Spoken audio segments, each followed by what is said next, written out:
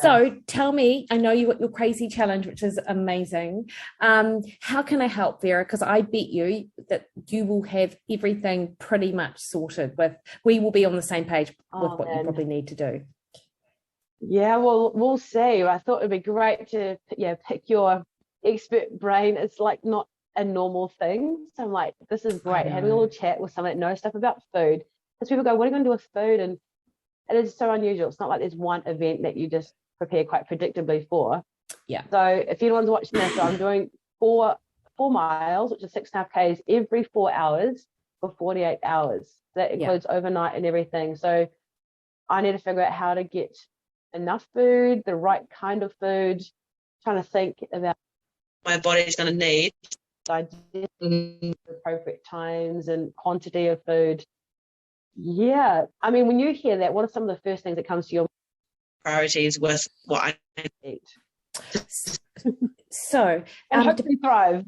No, so totally. Like, so to me, the things that you need to focus on, Vera, are digestibility. So getting easily digested food that can be very quickly delivered to your muscles to help sort of just keep your blood sugars stable, but also keep your glycogen stores, which are your muscle carbohydrate stores, sort of replenished, because over time, of course, over that 48 hours, they will be slowly diminishing. And what that just means is that by the time you're in your sixth or seventh round of what you're doing, you'll probably be quite a bit lower than where you first started. So you want to be able to manage that. And I think because you've got that break in between, you've got over 3 hours in between each session to do that, I don't think that's a major. But of course, fatigue plays a big role in your ability to take on board fuel as well. So you've got your, so having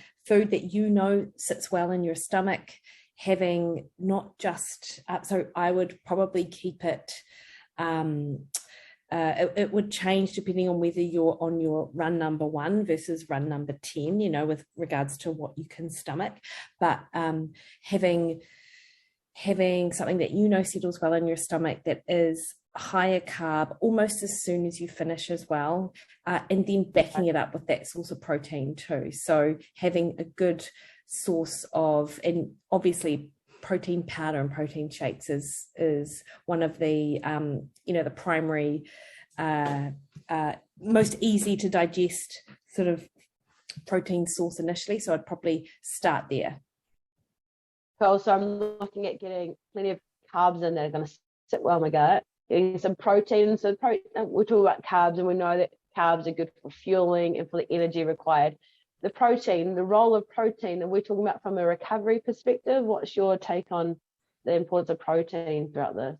Yeah, for sure. So absolutely from a recovery perspective, because it is over 48 hours. So muscle damage, you'll notice the impact of the runs. Even if you're taking it easy, you will still notice that the micro tears in the muscles from the earlier runs later on in your session. So you're almost like preserving your ability to continue to do it. I mean, you train all the time anyway, Vera. So it's not like this is necessary. Like it's not like you're coming into this fresh as. Equally though, this is not the way you normally do things. So we have to expect you're going to have more sort of time, or more of that muscle recovery stuff has to play a role.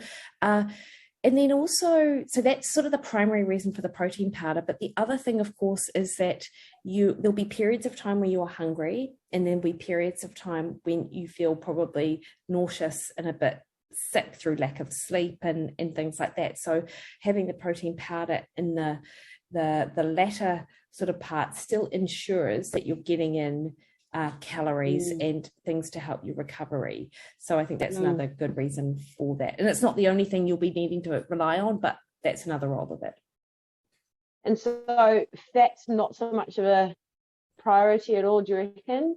Like in a normal, obviously this is not just like a normal everyday healthy eating balanced meal scenario here. Yeah. So not worrying about that, or use it as a source of fuel.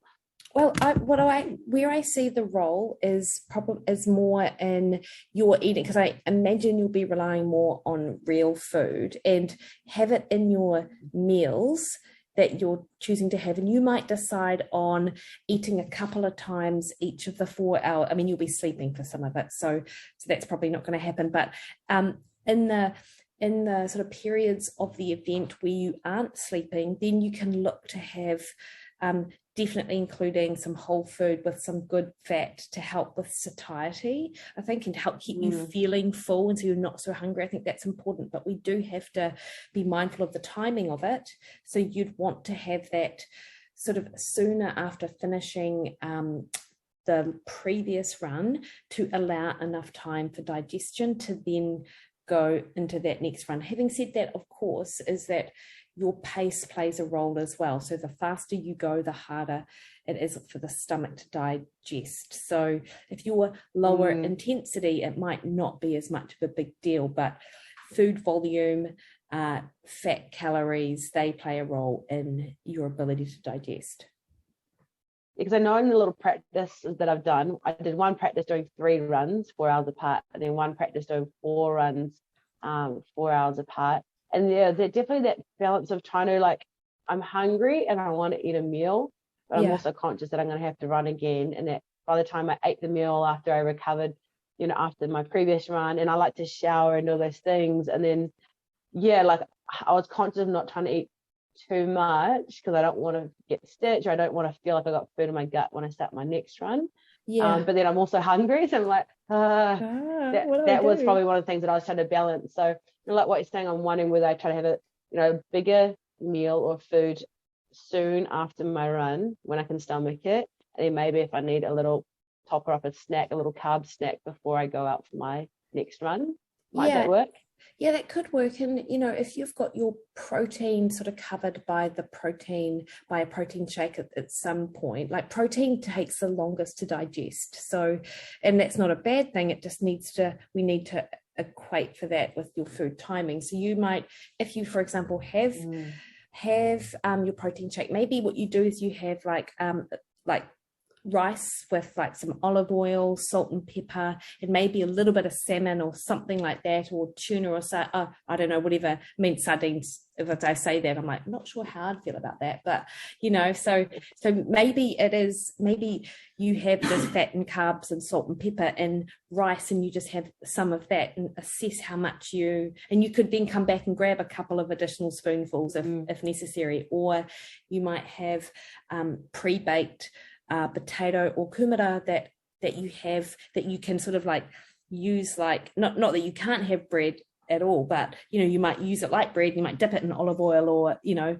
something just to get a bit of additional fat, sort of a bit of staying power, but it doesn't feel like you're filling your stomach with the usual meals that we like to eat, because you and I are both volume eaters, so we need to cut back on that, I think, a little bit like this. Yeah, I was going to mention that. I'm thinking that I don't want to be eating like massive vegetables over the next 48 hours. Would you agree? Yeah, I totally agree. And so maybe it's having foods, and you're probably great at this as well as that. So you might have wraps, for example, and have banana and peanut butter, and then you might roll them up and cut them up into little sushi slices that you can just grab a few of as you feel that you would like them. Or you do the same with, let's say, Vegemite, because who eats Marmite? Gross. I was just going to say Vegemite.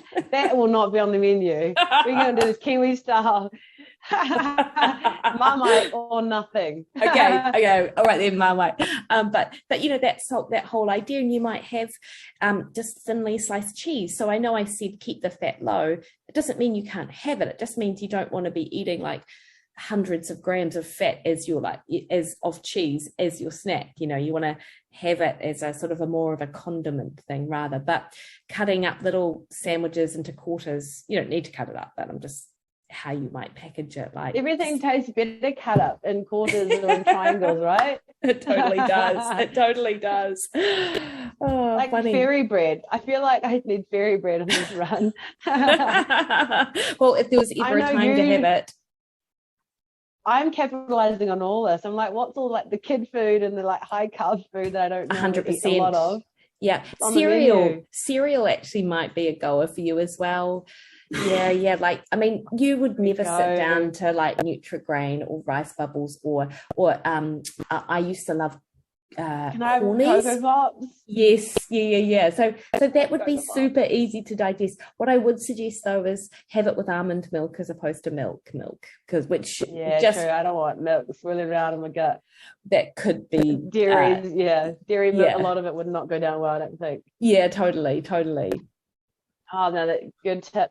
Are there any other, like on that note, any other foods that you're like probably best to avoid during this challenge? It's such a good question because everyone's so different. You know, I might sit here and go, Vera, you shouldn't be eating curry. This other thing is going to repeat on you, you know, but actually, spicy food generally doesn't sit well with most people. So maybe you want to have a think about how you might do that. But it really is, it's having the fuel. The most important thing is having the fuel available, and then monitoring how you feel when you're taking it, because regardless of what your event is, even though this is quite unique, you sort of want like a plan A, a plan B, and a plan C. And your plan C, options. Your plan C might be, mate, I've just got to have this like Gatorade. You know, it's something that you wouldn't normally have, but you know you need liquid carbs because you can't stomach anything. So you need to, because the other thing with planning these things, Vera, is that if plan A doesn't go the way that you want, you don't suddenly panic and go, oh my goodness, what am I going to do now? And instead you're like, sweet, doesn't matter because I've got plan B.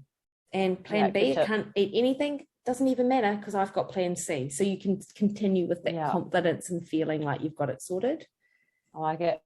I'm thinking of making like a big batch of sort of oats and then like several wraps, having them all like Tupperware containers, having some protein powder around and usually bars and protein bars, and then just you know, a loaf of bread and a few spreads, what do I feel like I need, and some rice.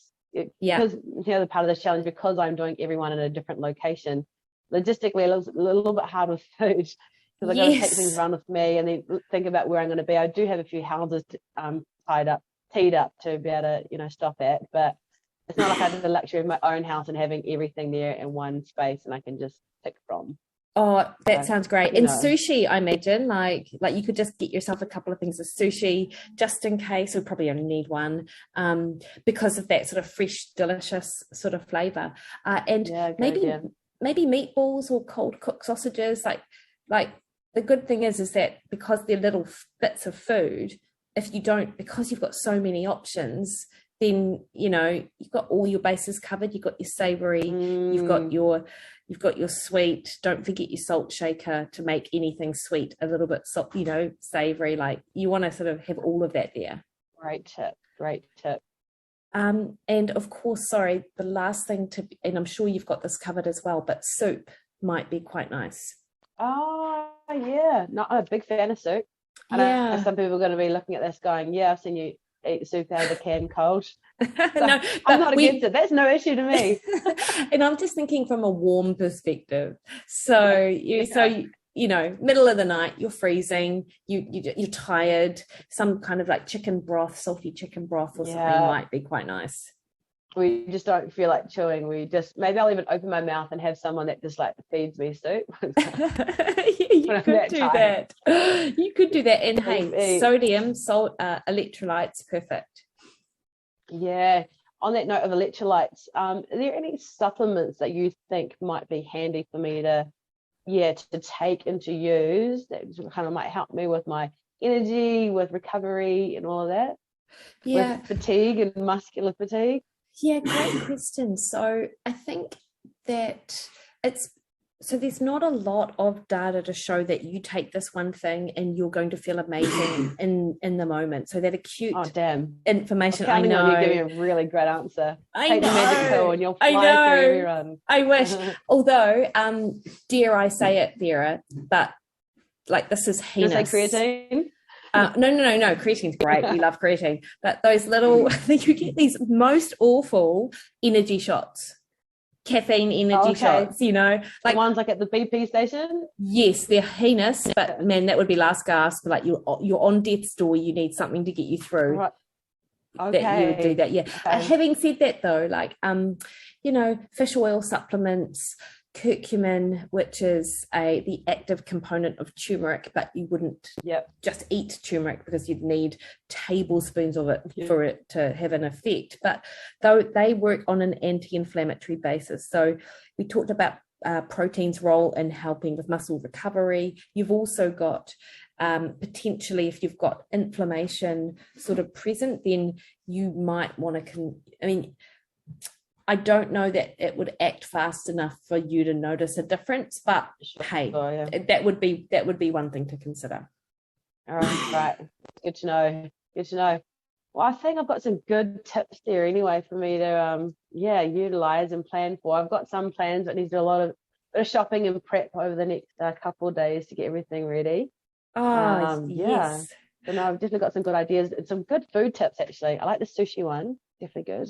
Brilliant. And I can't wait to see all the photos of your food prep, Vera, and then to see you do the event. I'm so sorry I'm not able to join you on one of your runs because it would have been amazing. I would have loved. Maybe I can hit you up for a little tip on your favorite Hobsonville run because I haven't actually sorted that route. I'm doing a Hobsonville one and I don't know which route. What I would do is, so I'm just going to tell you right now, you would drive down to like the Little Creatures, like the where you would park up at Little Creatures, and you could just a loop around the point is 5K, so you could just do a 5K and then a loop in a bit, and it would be amazing. What time are you going?